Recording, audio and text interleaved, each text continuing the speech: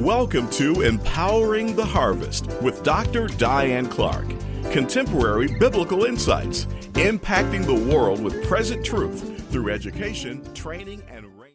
And say, the word of the Lord to you today is, run into your future and don't look back. This message was inspired. There was an individual that calls me when they get full. You have people in your life like that get full, and they just need somebody to listen. But as I was talking to them, they were disclosing the good things that they had done for people and how they don't remember and how they treat you when they get blessed.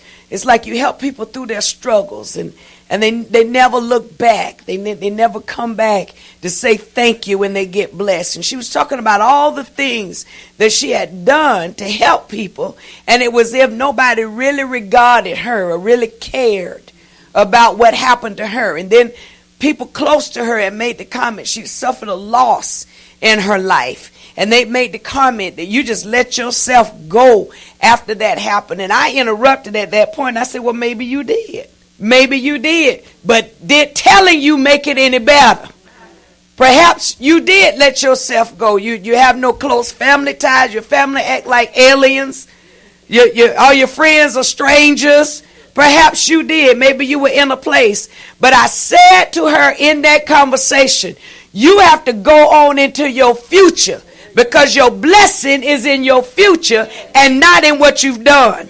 The things that you have sown, the seed, the good deeds, the kind words, all of the things that you testified about today are already in the past.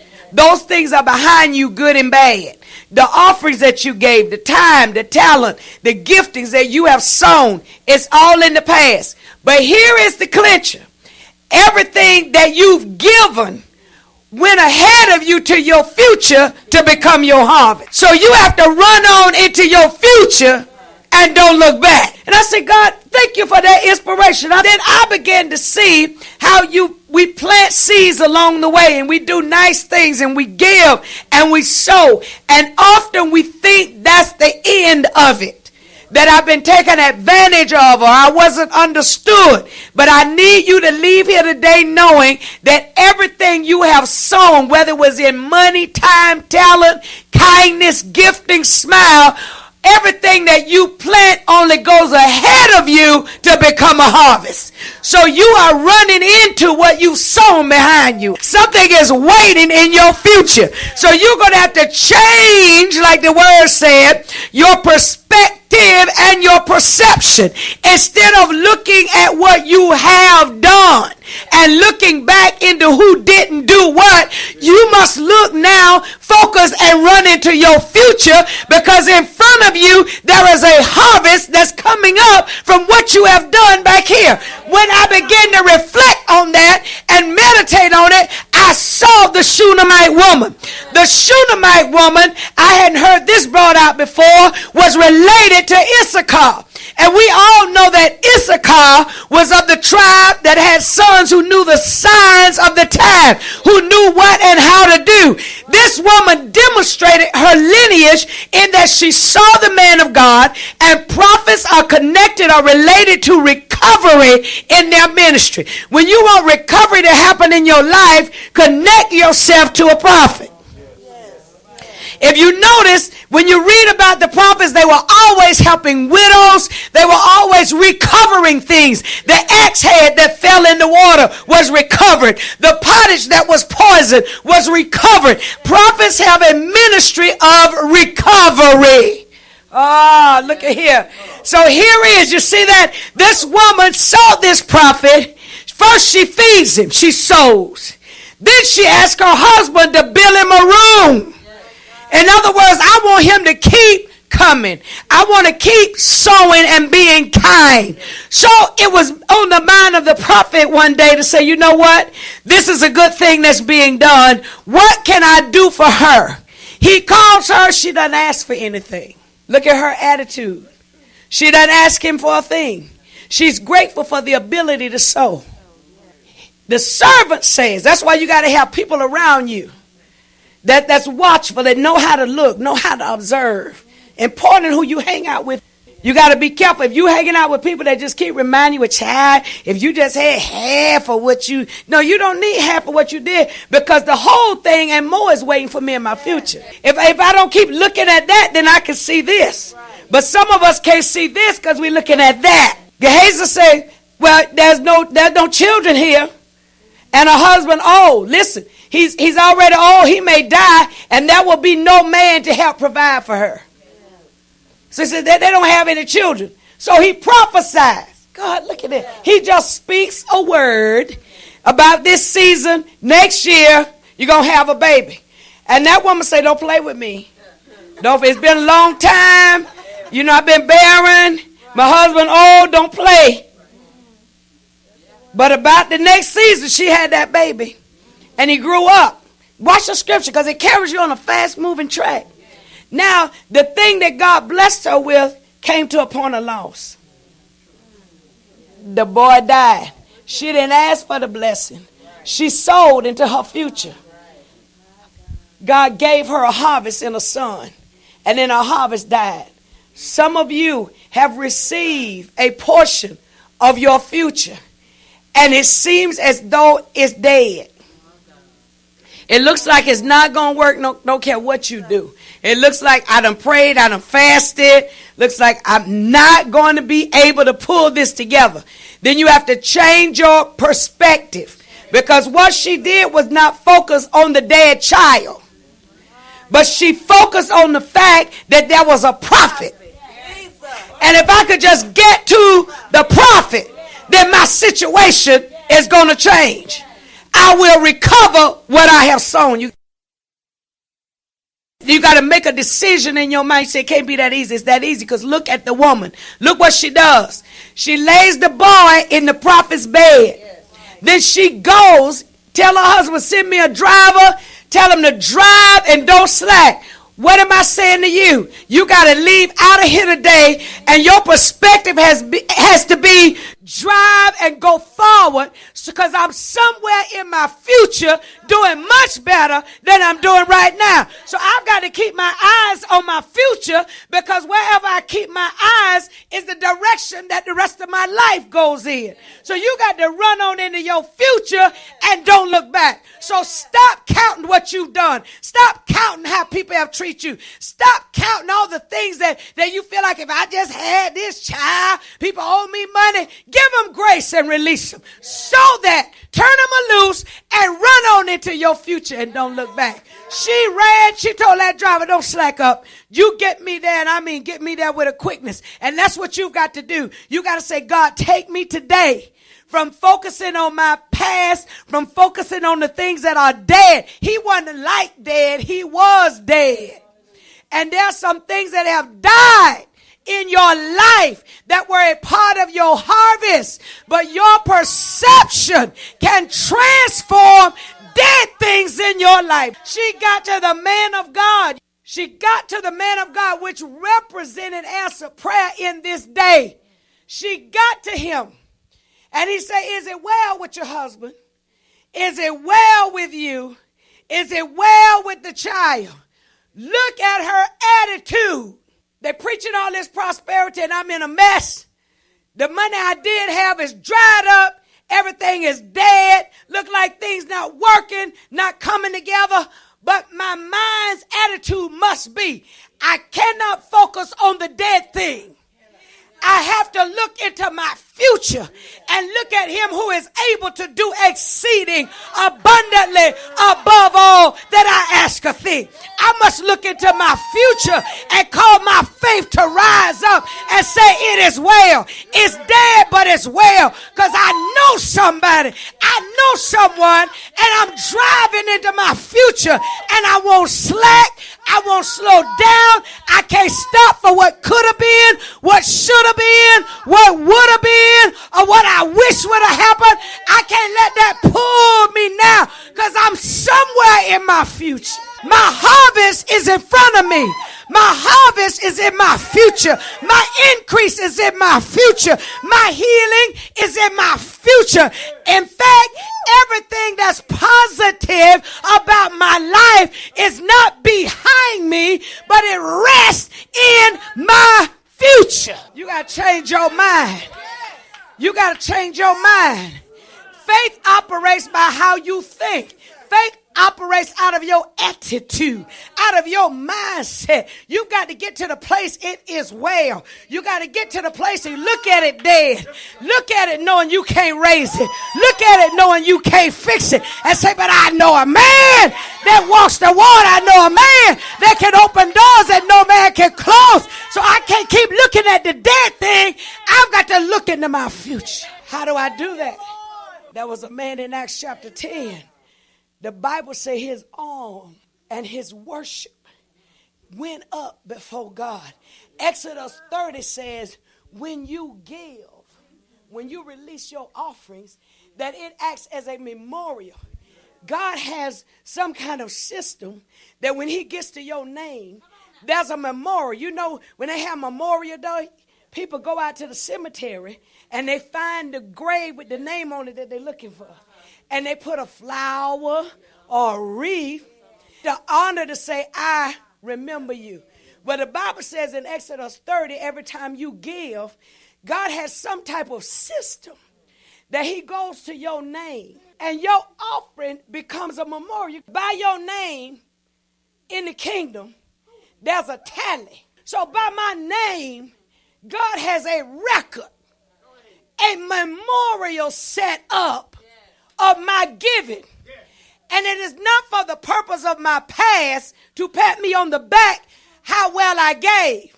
But the memorial is set up for my, he's looking at it. And he said, let me see, I want to bless. Pulls up that card. And when he pulls up my name, up comes my. And he says, well, now what do I want to do? I want to turn her financial situation around. Let me see which one of these harvests.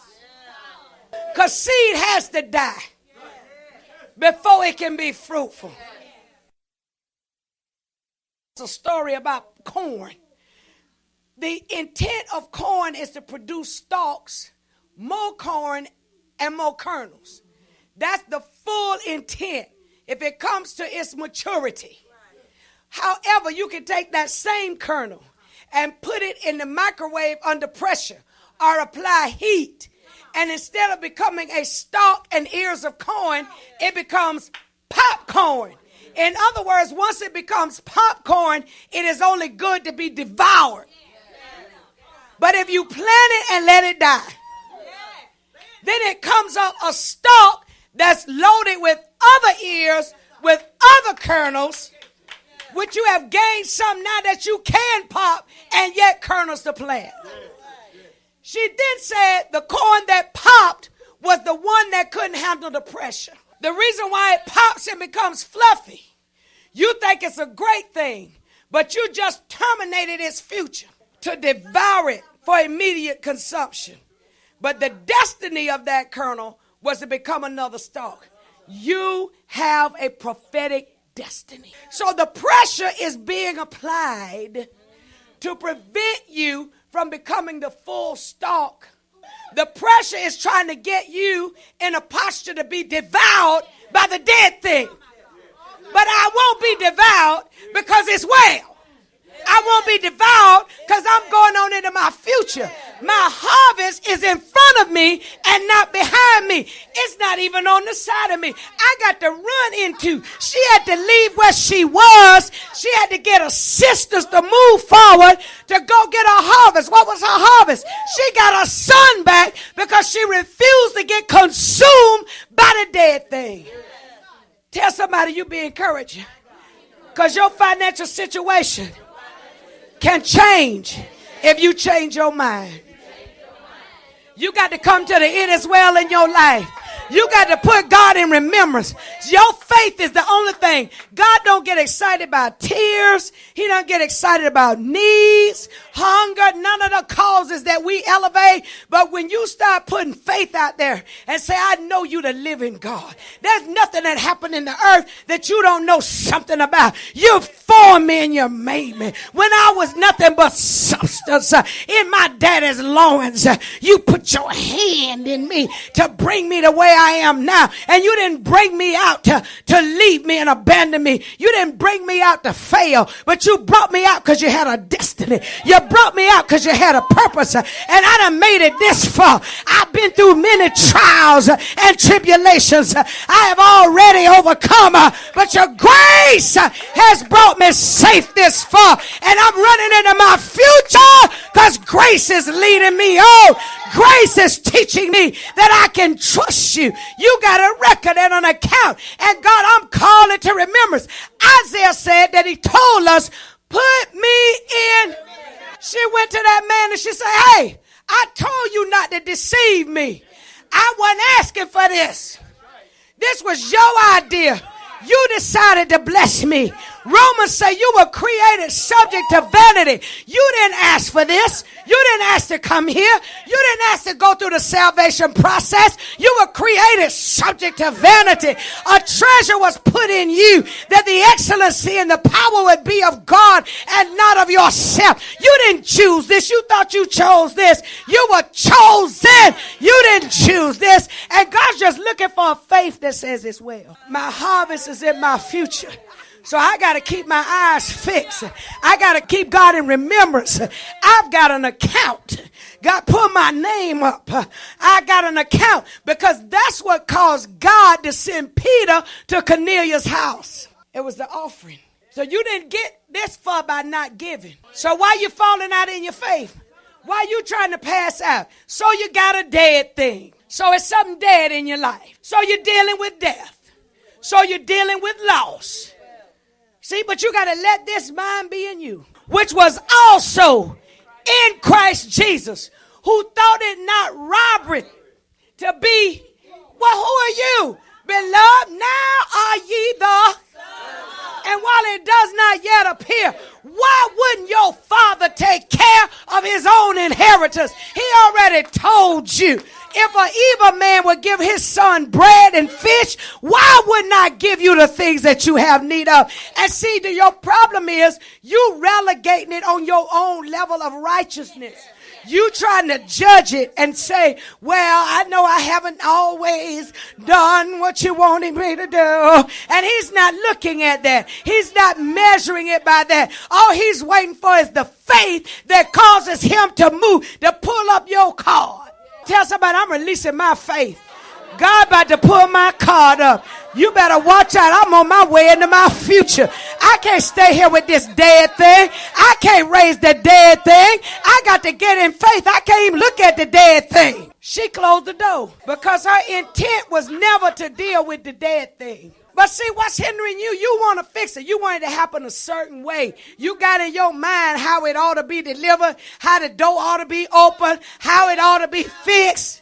Come on, you got it in a standard that maybe if I had done this. Listen, it's not based on your failure, because if it was based on that, Jesus never would have died. You got to look unto him who is the author. So don't be reminding him of your past, because he doesn't know it if you don't rehearse it. You go in there thinking if you get pitiful, he going to bless you. No, you go, the Bible says you come boldly when you want help. How do I come bold? I don't get all out of whack. I just go in there and say, I know I'm a son. I know you have adopted me. I know my lineage. I came from kings.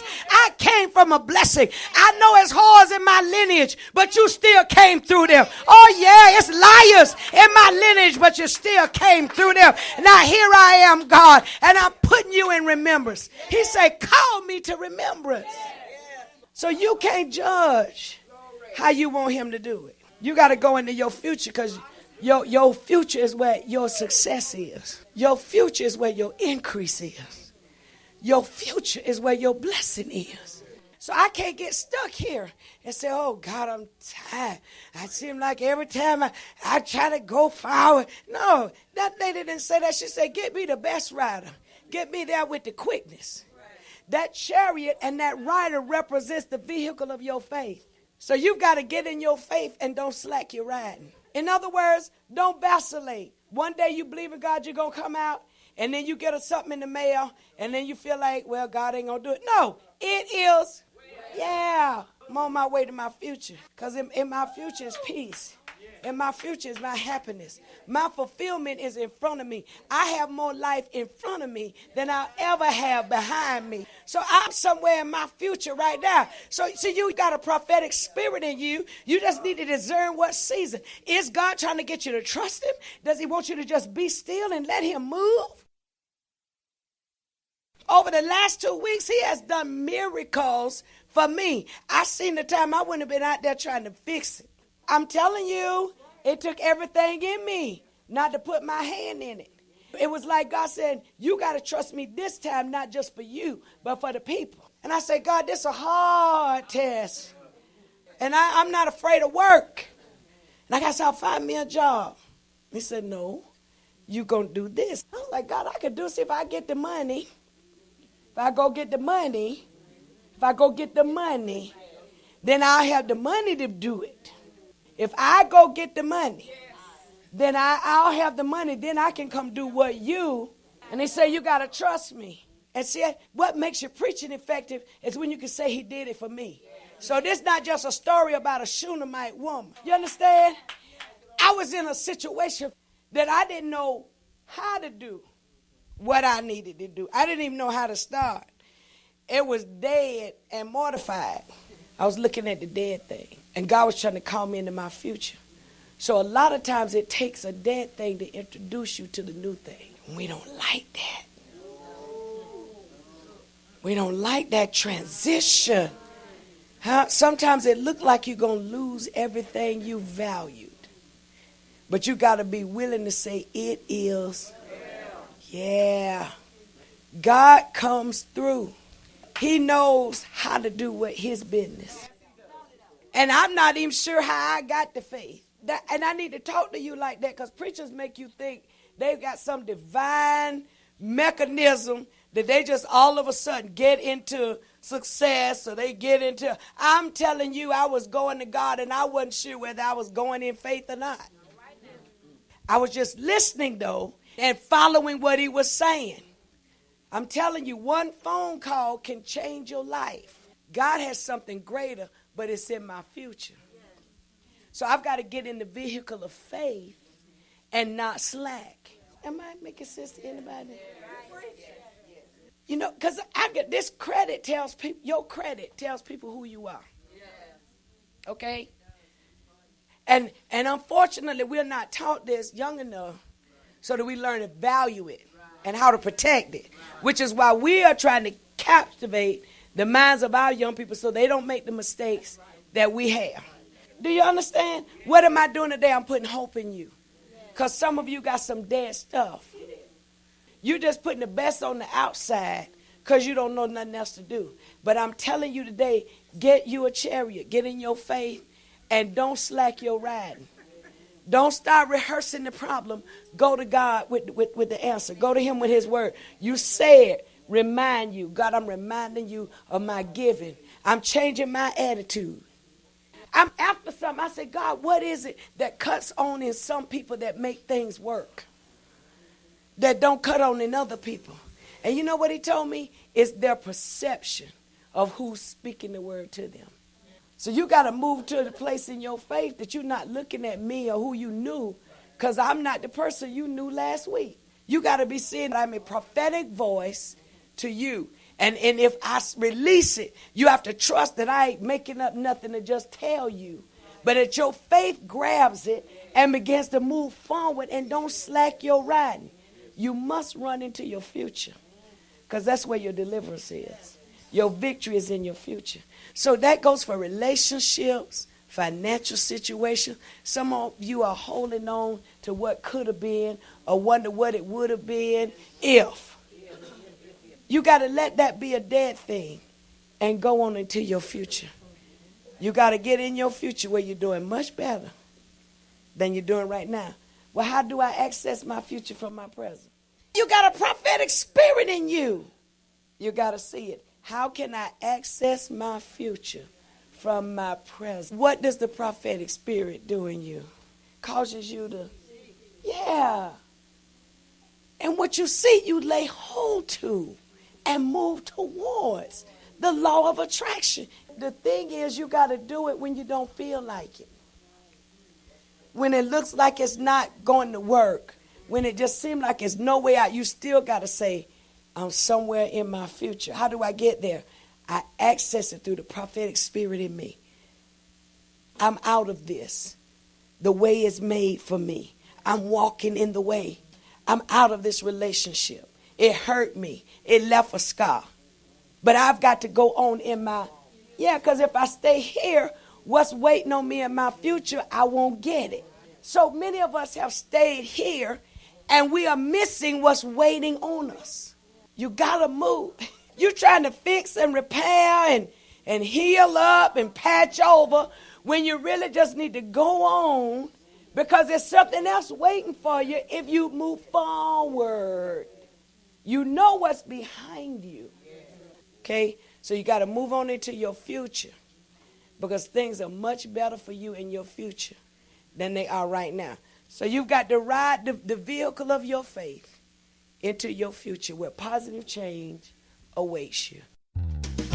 Thanks for joining us for Empowering the Harvest with Dr. Diane Clark. Contemporary biblical insights impacting the world with present truth through education, training.